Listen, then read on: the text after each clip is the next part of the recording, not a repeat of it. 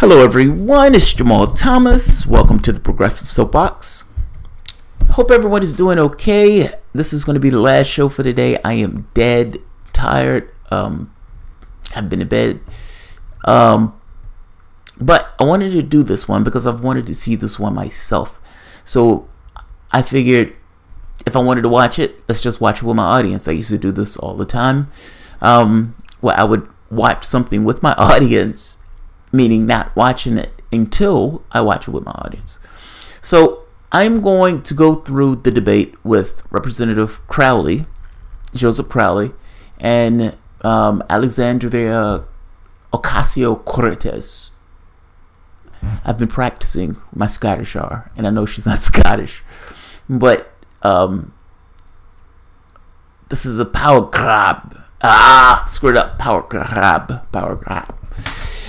Anyway, this debate, I searched high and low for this, and one of my subscribers was nice enough to send it to me. So, without further ado, and look, by the way, Ocasio-Cortez has kicked up quite a dust. Crowley has been in that seat for 31 years. For the most part, was installed, hasn't really had to fend off too much of a big challenge on the, from the standpoint of his position, and has his eyes on putting his hooks in Nancy Pelosi if he gets the opportunity.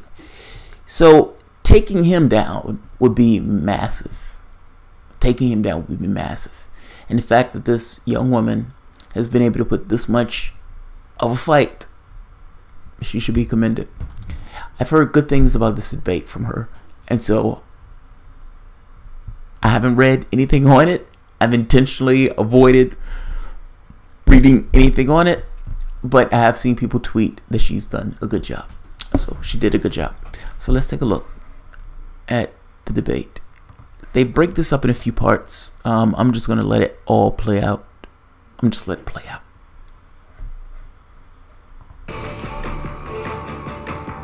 Welcome back to Inside City Hall, where we are right now in the middle of congressional primary season. There are just 11 days until voters will head to the polls.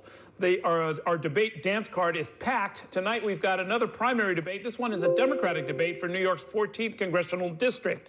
That district encompasses parts of Queens. There's the map, including Jackson Heights, Astoria, College Point, as well as parts of the Bronx, including Morris Park and City Island. Joe Crowley has represented this area in Congress since 1999. He is the chair of the House Democratic Caucus and chair of the Queens County Democratic Organization. He's being challenged by Alexandra Ocasio-Cortez. She is a native of the Bronx who has worked as a political aide and as an activist.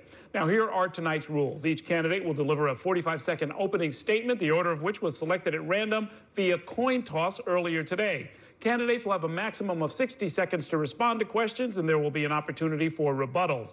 Each candidate will be asked to direct a single question to his or her opponent during a cross-examination round, and we'll also have a lightning round where candidates will have to answer yes or no or give a short answer to a series of my questions.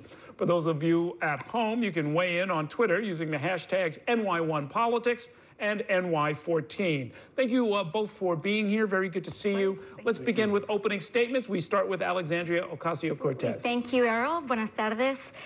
Bronx and Queens families are at a critical and urgent juncture in our community and in this nation. For over 20 years, the interests of working families have been sold off to luxury real estate developers, Wall Street banks, and for-profit healthcare corporations. And for 20 years, our rents have been going up, healthcare's been getting more expensive, and our incomes are staying the same. Not all Democrats are the same, and I am proud to be the only Democrat in this race that rejects all corporate money and champions and advances improved and expanded Medicare for all, a federal jobs guarantee, tuition-free public college, and the abolition of ICE. Now, I am proud to have inspired many of adaptations in this race, but what I think is really important is that in a district that is 85% Democrat, overwhelmingly working class, and 70% people of color, we deserve a working class champion. Okay, thank you. Mr. Crowley. First of all, thanks a lot for this evening, and it's great to see you, and thanks for participating this evening as well. I think it's a good opportunity for... Is he going to say Buenos tardes? is gonna pander. Here's the thing. I actually like. She's a little intense, but I don't know if she's done one of these before. She gave you everything up front. This is what I believe, and I love that. When I have somebody on and I say, what do you value? What do you believe in? I like for them to tell me what they believe in. Unabashed. College for all. Education. Abolition of ICE. Tell me what you believe in. And she says, not all Democrats are created equal. I even love that one. Let's keep going. I was curious on whether he was going to pander and how bad he was going to pander to try to make up for her Buenos Tardes and drawing attention to her heritage. I love it. Just having an exchange of thoughts and ideas about the issues of concern to our constituency. Born and raised here in New York City, I live in Woodside, Queens. I understand the needs of our community. I know that my constituency is looking for good paying jobs. They're looking for affordable health care. They're hoping they can send their children to college and get a higher education. And they're also looking for retirement security. That's what really is the meat and butter of what my constituency is looking for. And I'm also proud to represent one of the most diverse districts in the United States. You name it, we got it. Every facet of it, from Queens to the Bronx, is full of diversity. And I draw from that strength, and I bring it back to Washington to fight against the number one threat against all of us, and that is this president, Donald Trump. Okay.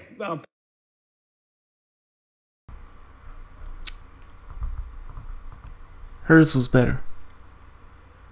I mean, he's stumbling all over the place. And then he makes the point of saying the number one threat is Donald Trump.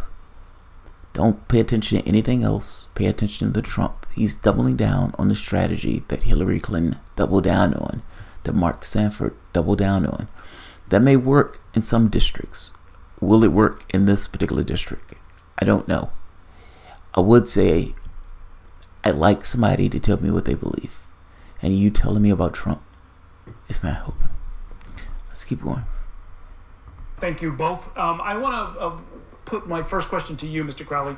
Your opponent says that it is a conflict of interest to simultaneously run the Queens County organization, serve in Congress, and also pursue and have obligations at the national level. I know you've been campaigning around the country as well.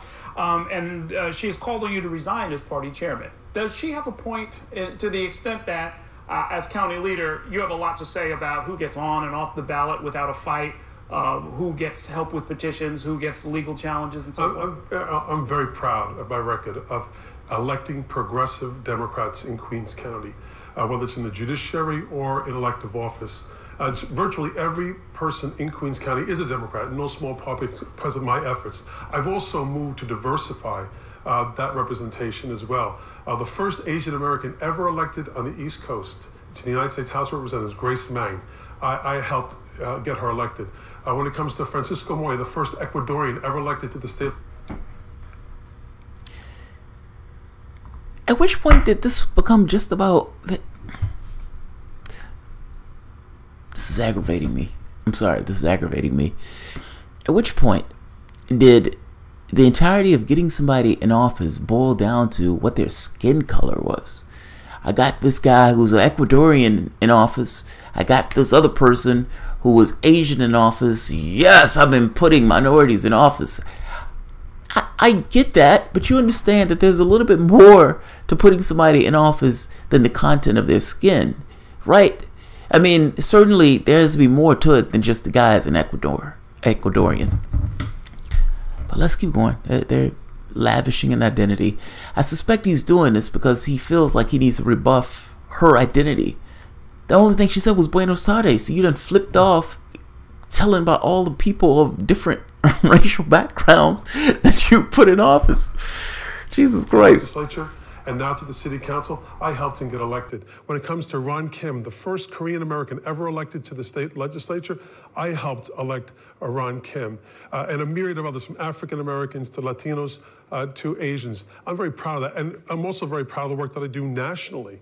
As a congressman, I'd be helping Democrats in my boroughs, in Bronx and Queens anyway, but I also have taken on the road to nationally helping Democrats win, because I think it's critical, facing what we are today with this president, that we win back the House of Representatives at all costs. We have to win, because if we don't, serious, incredible, serious damage will be done to our democracy. Okay.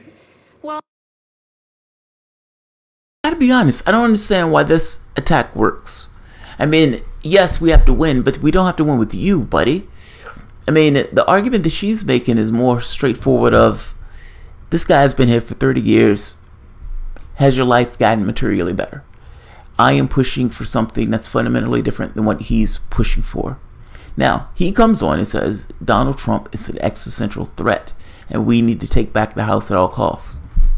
Okay. You don't have to be there. You don't have to be there at all.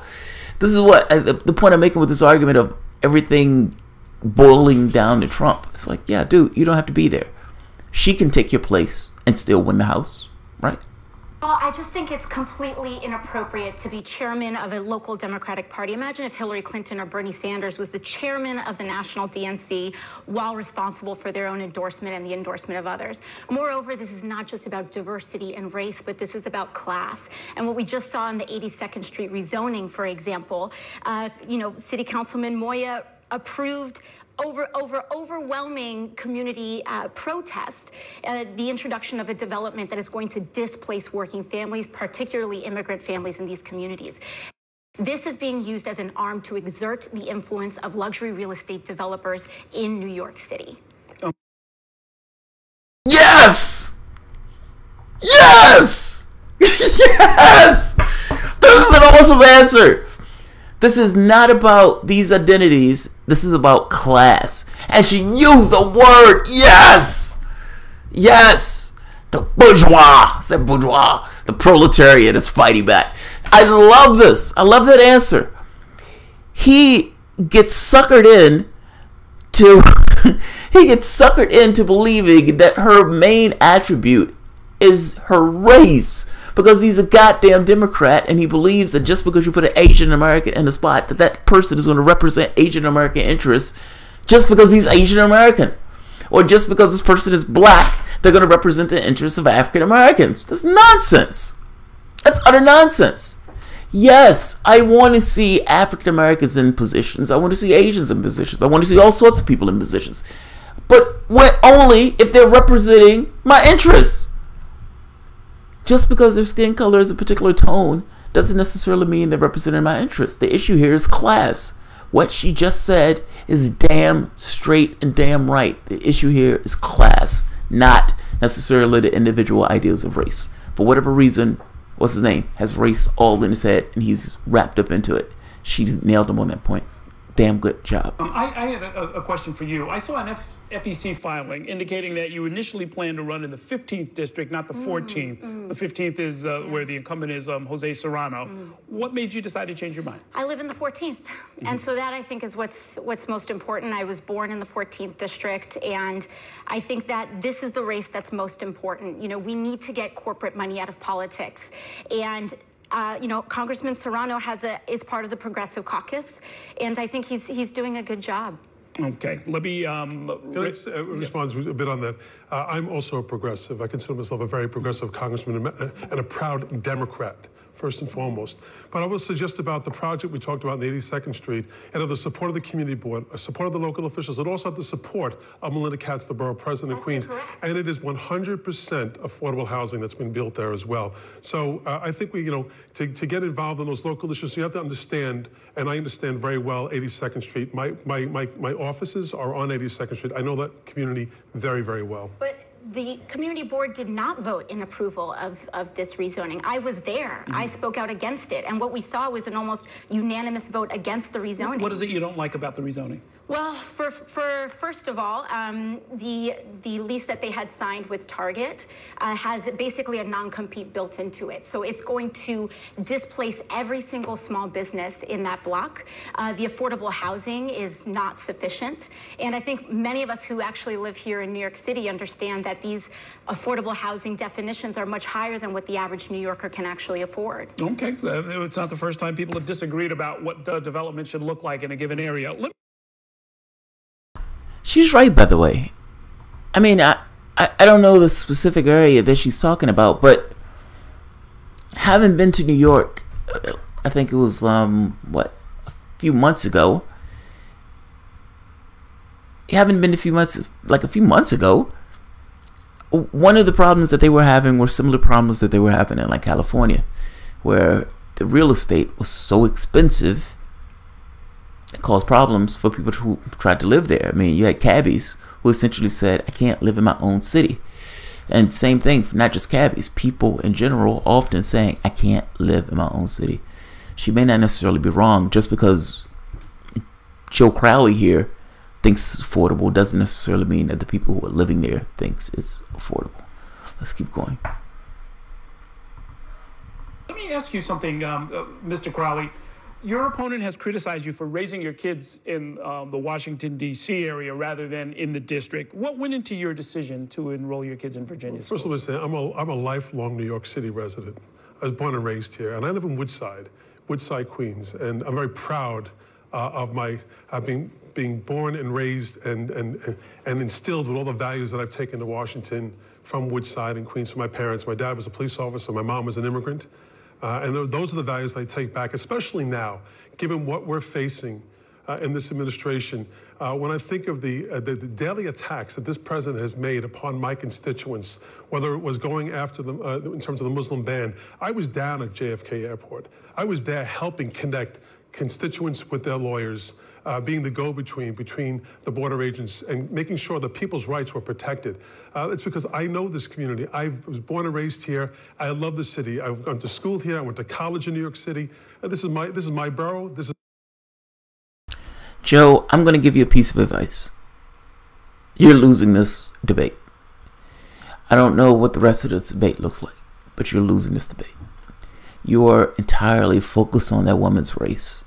And you believe that just because she's Hispanic, that everything that comes out of your mouth, for some degree, has to somehow brush up your bona fides to kind of offset that. She is making a different argument than you, and her argument is based in this thing of class. Fact is, I think that argument is more all-consuming. You are continuously making this argument that you need to beat Donald Trump, missing the fact that you don't need to be there to beat Donald Trump. Meaning, they can take back the Senate, or take back the House of Representatives without you. Just saying. I mean, I could be wrong, but that's the way it looks to me. But let's keep going. This is my city, and I love it very much. Well, I just don't think that if a person loves their community, they would choose to raise their family here. They would choose to send their kids to our schools. They would choose to drink our water and breathe our air. And I think that it takes away a fundamental interest and understanding of our communities when we raise our families somewhere else. Well, on the point, I would say, I was elected by the taxpayers to represent them in Washington, D.C. And that's what I'm doing. When I'm in Washington and working in Washington, I'm there to protect their interests, especially from the onslaught from this president. When it comes to my kids, I'd like to keep my kids out of it. Quite frankly, it's difficult to raise a family as it is. I know that people in my constituency and everywhere, it's very hard to raise a family this year. This job requires me to be away from them for a very long time, and I'm just doing the best that I can, quite frankly, as a father. Oh, in fact, I wanted to ask you about that. I know as part of your bio is you had a father who was a small businessman in the South Bronx, but you were raised in the suburbs, so you felt a connection to both places. Isn't that sort of the same thing, except it's, 700 miles instead of 70 miles? I think the difference is that I was 4 years old, and it was my parents that had made a choice in my life. But I know that when I have children, I want to keep them here. I want to send them to our schools. Okay.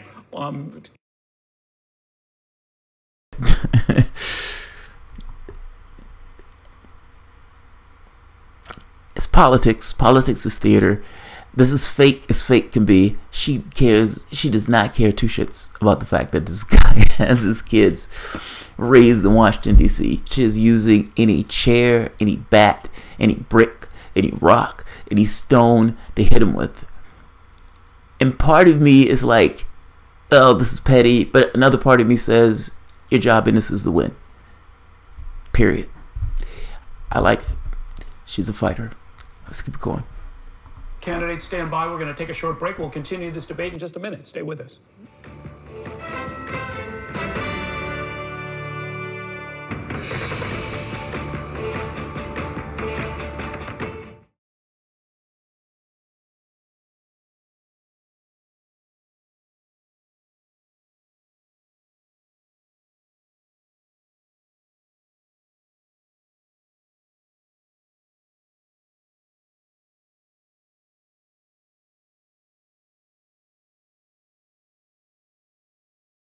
The armed forces are in shock after the attack of former SEAL Richard Taggart. Damn. Whoever did this. We're gonna put them in the ground. Nasri made us bleed, but the prince. All right. Well, I am waiting on this commercial to go down before we get it. We have 30 seconds. All right. So part 2 is coming up. They've broken this into 4 different parts, just to be a pain in the ass and just to be annoying. But here we are. Ocasio did an awesome job in the very first one. Let's see if she replicates it. Democratic primary debate for the 14th Congressional District. We promised you both a chance to ask each other a question. We're going to begin with you, Mr. Crowley. Well, thank you. Ms. Ocasio-Cortez, this is, I think, a very exciting time for our party. We have a chance, and I can feel it on the ground, we can feel it all over the country, quite frankly, to have a chance to win back the House of Representatives. People know what's at stake. They know that this president is more than just an existential threat to our way of life. Their lives are at stake. And so what I believe is that we have to unite in our party and make sure we're united when we go into this election in November. I'm willing to make a pledge tonight that if you win this primary, and have the support of the people of the 14th Congressional District, that I will fully endorse and work for and vociferously and robustly work for your election to Congress. My question to you is, will you do the same if the people of the 14th Congressional District choose me as their nominee in November? Well, Representative Crowley, I represent not just my campaign, but a movement. And I am proud to be endorsed by organizations like Democratic Socialists of America, the Movement for Black Lives, Muslims for Progress, and so on. And as a result, we govern ourselves democratically. So I would be happy to take that question to our movement for a vote and respond in the affirmative or however they respond. Yes! Yes! She's like, effectively, no. No, sir. I am not going to get conned into some shit where I'm automatically going for you in this election if I lose. No. The answer is no. Niet. No. Good day, sir. I love that answer. She says, I'm part of a movement, and I will take that movement this way back to. Now, the question becomes, who is she taking it back to? There's nobody she's taking it back to. This is her way of dodging that answer because she doesn't want to answer in the affirmative. I love it. Let's keep going. I love it. This is blood sport. Okay, your chance to ask a question. Yeah, absolutely. So I think, Cranes reported in late last year a very large surge of donations from luxury real estate developers ahead of your role in the city council, speaking about in 2009, the House Ethics Committee opened an investigation around your fundraising activities as connected to Dodd-Frank. And we also saw from the Sunlight Foundation another surge from luxury real estate developers ahead of your authoring and passing of the bill related to FERPDA. So my question is, how can working families in our district trust that you can fight for them when it matters? We have an administration here that is obviously dangerous, but it's not enough to fight Trump. We have to fight the issues that made his rise in the first place. Well, I see things a little differently. Yes, I love this woman, yes. Against the tide of Wall Street, of big banks. When I supported, and not only supported, but helped author the Dodd-Frank legislation. And we can talk to Barney Frank, he'll tell you exactly how engaged I was in helping make that become law against the interests of Wall Street and the banks. I bet he would. I bucked the system when I supported the Affordable Care Act, Obamacare, and I know you have some issues with it. I stood shoulder to shoulder with Barack Obama to make sure that became the law of the land. That now 131,000 people in this district now have insurance that didn't have prior to that. And we largely, Errol, I think, agree on the issues. There really isn't much daylight and separation between the two of us. But there is an issue where we do disagree, and that is on the issue of guns. Because my opponent has said that she doesn't believe that the laws of New York City should be or can be applicable necessarily to the laws of New Mexico. She said that the flexibility would need to be... That's incorrect. No, Where'd you get that? People can read it on Reddit at a forum. On Reddit? On a forum On that, Reddit? that you participated in. But I just think that that's wrong. I think we need a national approach. We need to end bump stocks. We need to end automatic weapons and bring back the assault weapons ban. We need to have full background checks without any loopholes. That's the way in which I think we need to approach this issue. I got to be honest, this is rather sad. This is completely sad. He says, I think there's not much daylight between us. No, there is daylight between you. This is him trying to create some kind of... He's closing the gap in this way. But that's somewhat of a phony closing the gap. There's clearly a difference between the two people. And oftentimes Democrats go to this thing of guns because that's the one lobby that's not giving them a ton of money. And so that's the one lobby that they can hit and swing for the rafters on. Let's let him finish. I greatly dislike this. Aside from trolling internet forums, I think that one of the things that we need to really take a look at, let me make things very clear. I believe in a ban on assault weapons. I believe in a ban on bump stocks. Not only that, I also don't take money from private equity groups that have holdings in gun manufacturers either. So I think that there's really comfort, and there is no daylight here. In terms of the fact that neither person sitting here at this table is a Republican. Errol, Go girl! The folks in Parkland, they don't believe in flexibility. The folks in Newtown, they don't believe in flexibility. And the people here in New York don't believe in flexibility either. If you can go to Pennsylvania, it has different laws in New York City, and dump guns in the back. 74% of the guns on the streets in New York City come from outside the city. Flexibility is not the answer here. Let me change topics here. I want to pick up on something you suggested before about the PACs and some of the corporate and real estate interests that have supported your opponent. Isn't it true that one person's special interest is another's legitimate community voice, right? I mean, if elected, would you refuse to take money, say, from labor union PACs?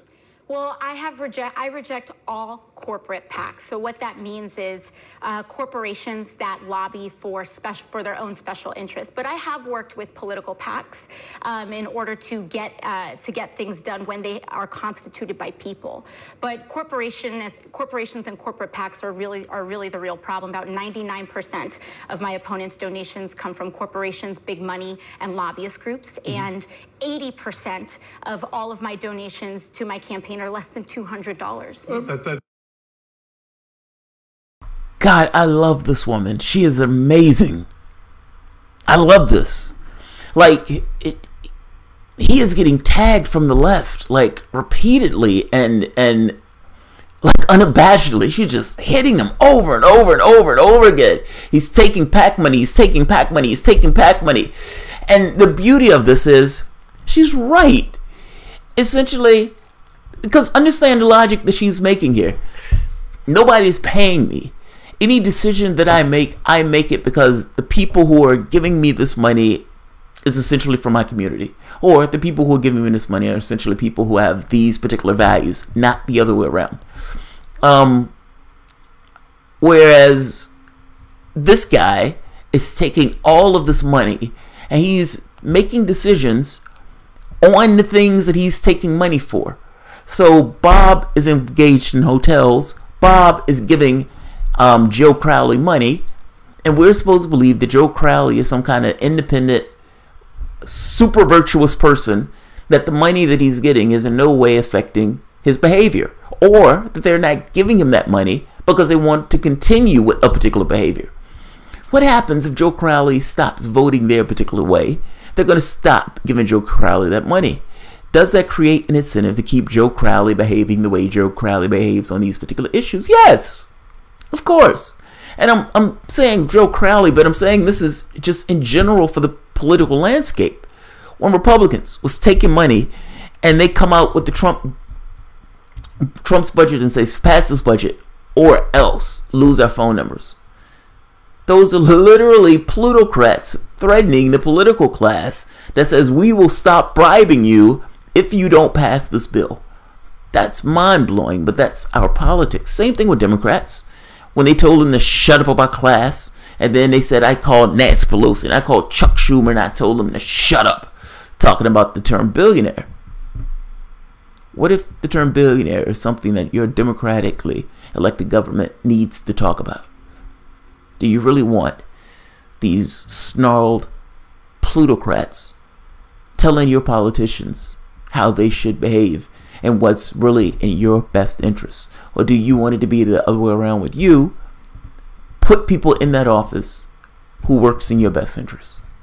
There's a difference in somebody receiving small donations versus, let's say, the Crowley effect, where people are giving him massive amounts of cash. Let's let him finish, but I love her answers for this. This isn't true. The people of this district know me. They know my work ethic. They know where my heart lies. That's why they've sent me back to Congress again and again, and I believe they will again, because of what we're threatened with right now. And what we need right now is experience. And someone who can be a champion and a proven leader in Washington. I'm a proven leader. I'm in the House Democratic leadership. I'm poised at this point in time to take on this president. I love that. What we need right now in this moment is the quality that I believe that I have in spades. We need me. I'm the person who we need. And you can trust me because I have experience, which is the thing that we need. Yeah, Joe Crowley. That's exactly what people need at this moment. This guy's trying to take Nancy Pelosi's position, which is why he's saying it in this way. We need experience and etc. Donald Trump is a threat. But these are just repeated themes. These are tropes that these guys are, that he's talking about. It doesn't mean anything. She's telling you exactly what she believes in, and he's telling you about Donald Trump. There's a difference in those things. And I've been doing that just like I did this week when I marched in protest against what's happening at our nation's border, where this government is separating children from their mothers. It is antithetical to everything that I believe in, and that's what I fight for every day. And you know what? If this organization is as fascist as you have called it, I've said it's fascist. and you have said it's fascist, then why don't you adopt the stance to eliminate it? This is a moral problem, and your response has been to apply more paperwork to this situation, to have ICE collect more information on immigrants, and that puts our communities in danger, and it also conveys a profound misunderstanding of how we should be approaching this problem. You want to abolish ICE? What would be? What I would suggest about that, and Kamala Harris today came out in opposition to this, because she knows, as I do, that simply abolishing the agency doesn't take it out of the hands of Jeff Sessions or this president. We know it's about. When Kamala Harris was in California as an attorney general, her office argued that they need to keep inmates in longer than what the court wanted the inmates in, because if they let the inmates out, they would lose a workforce. They were getting the employees, or those people, the criminals, to work for 8 cents to 32 cents an hour, essentially 8 cents away from slavery. They did the same thing from the standpoint of fighting forest fires. I don't think Kamala Harris is the person that you want to bring up from the standpoint of the best thing for criminal justice, seeing as those private prisons are essentially taking the same thing that she did, getting immigrants to work for 8 to 30 some cents an hour. I don't know if that's the person you want to go to for this. Not to mention, perfectly okay with cops stealing property. I can't think of the name of it off the top of my head right now. I've been up for like 2 days. But she is not the person you want to go to for criminal justice. That's all. Let's keep going. Making change in Washington. It's about Democrats taking back control of the House of Representatives. And that's what I'm about doing. Okay, that's what I'm going to do. And that's what I'm going to be successfully doing in this November. Let me get some short. Notice something else in this debate. He's just talking about taking back the House. She's talking about actual policy. And that whole diatribe that he said there, the people know my heart. They don't know your heart, dude. They don't know who you are. Oh, they know my heart, and they're going to send me back because of what? Because they need experience. Yes, I understand, but she's being specific about the things that she wants to accomplish. You're telling me about your heart, and you're telling me about the people who know you, saying that they're going to send you back and watch. You've been there for 30 some times, 31 years.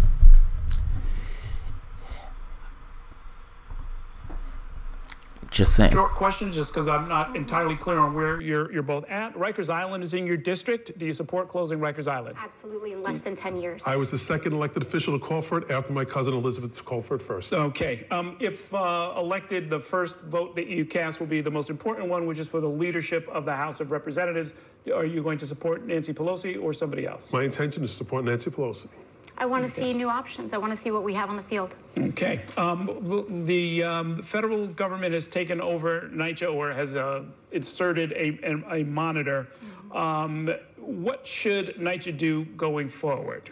Well, first of all, we have to expand funding into NYCHA, and we need to address the immediate concerns of people not having water, not having hot air, not having heat, and holes in their walls. We need to address those immediate humanitarian crises first. Let me be more specific. Should those involved in falsifying reports to HUD be prosecuted? Absolutely. Absolutely. Okay. And I guess finally, what's the best restaurant in the district? Yeah, well, in my opinion, I love Daisy's on Sunnyside on Queens Boulevard. Okay. I like Taqueria Tlaxcali in Starling Ave. Okay, very good. I want to thank both of you for coming in, and we're going to wish you the best of luck in the short remaining time. Thank you. Thank you for so much. before the primary. If you missed any part of this debate, ladies and gentlemen, go online to ny1.com. We're going to take a short break. We'll be back in just a minute.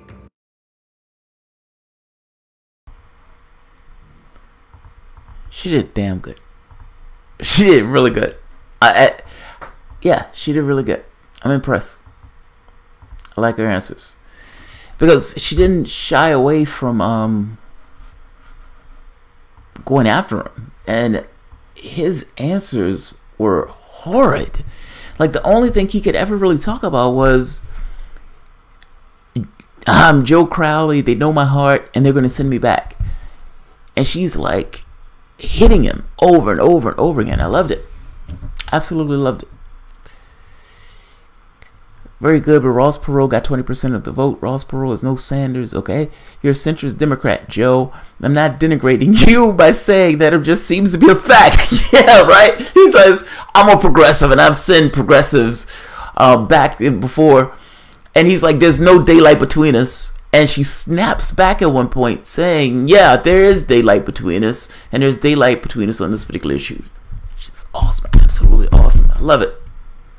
Absolutely love it. Centrist Democrat today means a center-right Republican. Yeah, it does. But Barack Obama was, for the most part, a moderate Republican. She's losing it, though, because she came off as aggressive. Well, he's going to play the victim. No, Aaron Hampton, I don't think so. I don't think so, man. I disagree with you on this, Aaron. Here's the thing. She's unapologetic. We need new options. We need something different. No, you're not going to get my, just automatically be complicit to automatically supporting you after the fact. Now, you may find some people who say, well, we want somebody who's more in line with the party itself. Or you may have somebody who say, we need somebody who's different. I mean, the question becomes how those people see this. She hit him extraordinarily hard over and over again on he's taking money, he's taking money, he's taking money, and he's voting on the things that he's taking money on. Has the rents got cheaper? Has the rents got cheaper? Like, that is an effective attack, especially when you yourself are saying, I am not taking this money. At least I think it's an effective attack. When I talk to people, one of the biggest issues that they have is that these guys are bought. They're bothered by it. They hate the fact that their politicians are bought. So the fact that she's hitting them with it over and over and over again, yeah, that might work, man. I like her. She ripped the shit out of him. Yes, she did. Yes, she did. Bonchy dude. Bob Hillary and the Republicans and the Democrats are sending them off to the Republican Party. We must move to the left. That's what she's doing. She's moving to the left. I mean, she was unapologetic. She's unapologetic. All right. She's a clear example of why reform via oppose is pointless. She won't win. We need to force reform via the courts before we can get good candidates in. So, Garden, I agree with you on this. Yeah, I agree with you on this. We'll like mine on this. I think slightly of like mine. Okay, that's... I agree with you more than I disagree with you on this. Yes, you get the courts in, but I think you get the courts in because you try to get whatever you can. If you grab a stick, a brick, a bat, whatever. If the courts is one of those items, then you use the courts. Yeah, I agree. No one apologizes when they join the cult. Demos are motivated big time, Bob Romero. I'm usually a pessimist when it comes to elections, but I'm feeling good about the midterms. I don't see how we don't win the House. Maybe. I mean, here's the thing. They're talking about the blue wave, and it's possible that you get that blue wave. It is possible. Balthazar, Cortez is crowdfunding. Crowley is Crowley funding. Crowley funding. You mean essentially just say, hey guys, dump the money in the back. I'll handle this. Yeah, Crowley funding is right. Crowley funding is right. All right, Joe with corporate Democrats winning the primaries. Man, I gotta be honest. I so hope she beats him, though. I understand it's a long shot. I get it. But man, I want her to take him down. I want her to rip him out that seat. All right, I'm going to end it here. I've been doing this all day, so I'm going to get some rest. If you guys enjoy the content, please feel free to share, like, subscribe, and of course, you guys can always support through Patreon. Thank you guys for showing up with me on this. Blue trickle at best, red trickle is even worse. I don't know, man. At one point I was looking at the polls. It looked like the polls were evening up. The weird part is Donald Trump's polling, like singular polling, is holding at like 40-something%. As horrible as he is, he's holding at like 40-something%. But that being said, that may not necessarily translate to the offices themselves. And you may have people in many of these districts. And look, here's another thing. Census. Gerrymandering. It comes to an end. Meaning they get to redesign the districts based on who wins. So, well, that's state elections. But you know what I mean. If there's this blue wave that they're talking about, and it's not just limited to Congress. Yeah. The trends are disturbing. People like these two are polarizing the Democrats, painting them as corporate tools. On the other hand, a reactionary other on the other. Yeah. It depends. It's hard for me to know how people see this. I look at this and I saw her rip the bark off of Crowley. There is no defense for you're taking money in your butt. I did not hear a defense for that.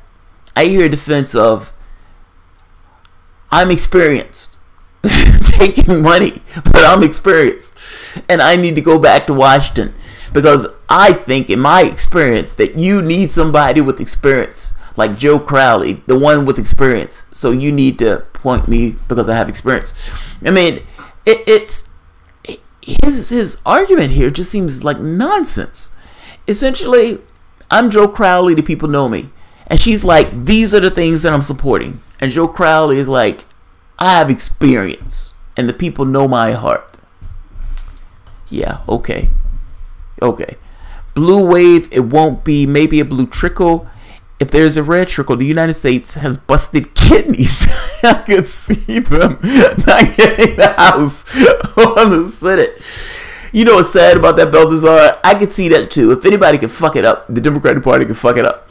You have a president that was a reality show host that had one that literally fell ass backwards into one tragedy after the next, one scandal after the next. He went to Canada and his shit on Trudeau. He essentially gets into a fight in a pissing match with all of the other countries. He starts a trade war, literally, with China and Canada, apparently potentially using medication patents against Donald Trump in the United States, and the EU saying that they need to attack back in the United States because we're attacking their sovereignty. Those are our allies. And then he moves the embassy to Jerusalem, and that sets off another series of fuckfests that just so happens to culminate on the Nakba. And they can barely make ends meet. This president literally went after healthcare to make it shittier so less people can end up with healthcare. Think about that. Think about that as a plan.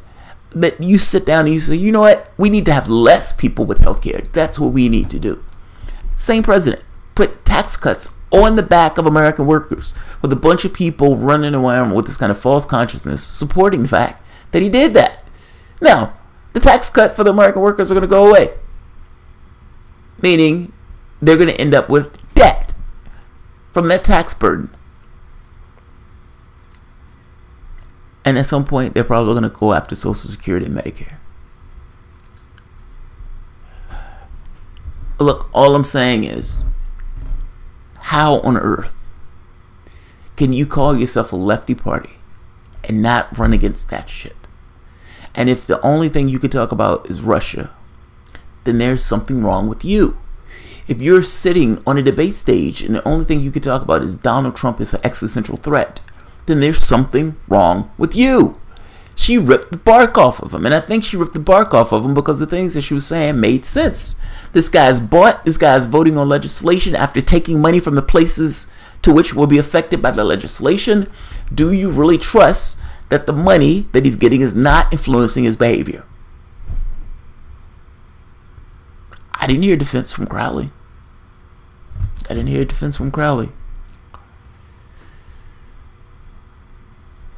This is why you never engage in trade wars. There are no winners. Joe Chorizo, look, man, I agree with you on this. This seems like a fuckfest. I was open-minded. I was like, let's see what happens. And it didn't get any better. Now, that being said, I don't necessarily think it's wrong for Donald Trump to try to change the investor-state dispute settlement. I'm glad he put a bullet in the Trans-Pacific Partnership. I think those things are good. Being obnoxious to our neighbors, not so much. To be fair, being reactionary and in scandals is literally what reality show clowns are made for and thrive on. The Democrats fuck themselves in that. That's a good point, Balthazar. You're saying the guy's a clown. And if you're going to not really go at him with policy stuff, then you essentially are in his wheelhouse. All of you are in the mud, and Donald Trump is going to be king of the mudslingers. Fair enough. Brian Tan.